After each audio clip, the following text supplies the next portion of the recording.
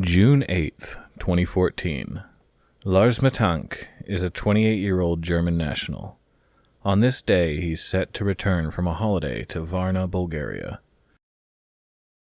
The friends he came on this holiday with have left before him due to a medical issue that we will get into. Instead of flying home, Mittank runs from the airport and into the woods surrounding the area.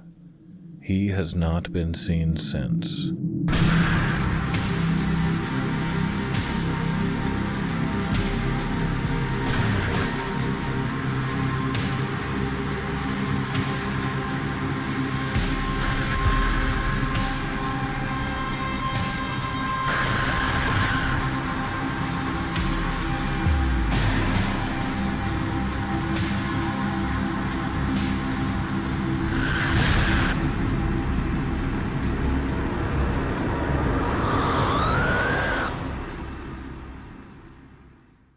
Let's pull back.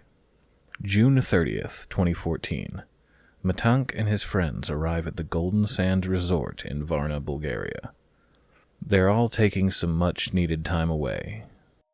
Roughly a week later, and the friends are by all accounts enjoying their time in Varna. They had stopped at a bar that night, and Mittank got into an argument.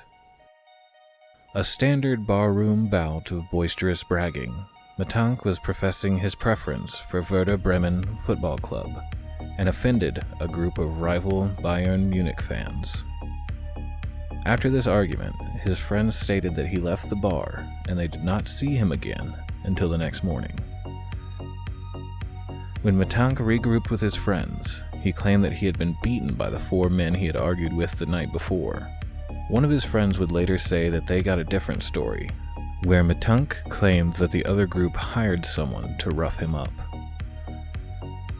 Regardless of who had assaulted Mittank, he was suffering from injuries. He initially brushed them off as no big deal, but at his friend's urging, on the day the group was set to depart from Varna, he went and saw a doctor. Some reports state Mittank had suffered a cracked jaw, possible concussion, and a perforated eardrum. The only consistent detail throughout accounts is the perforated eardrum. Because flying would cause severe pain and possible further damage to the eardrum, Mittank was told not to fly. His friends later stated they volunteered to stay with him, but he told them he'd take a later flight. They all checked out of the hotel together, with Mittank checking into a smaller hotel closer to the airport. After settling into the new hotel, Mittank started exhibiting strange behaviors. He hid in the elevator for a prolonged period of time. He appeared suspicious and paranoid, constantly glancing all around him.